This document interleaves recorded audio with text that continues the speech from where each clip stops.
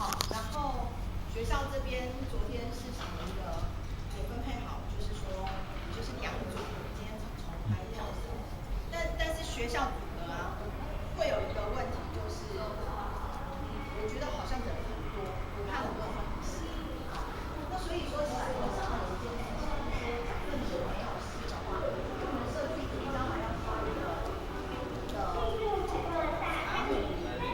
茶壶散册的粉丝专业，那我们要介绍跟旅行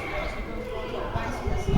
好，那我想，如果是社区组的没有事的同学，其实你们可以就是介绍这个学校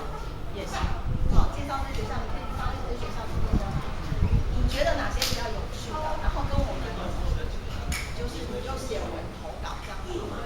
好，那我会用孩子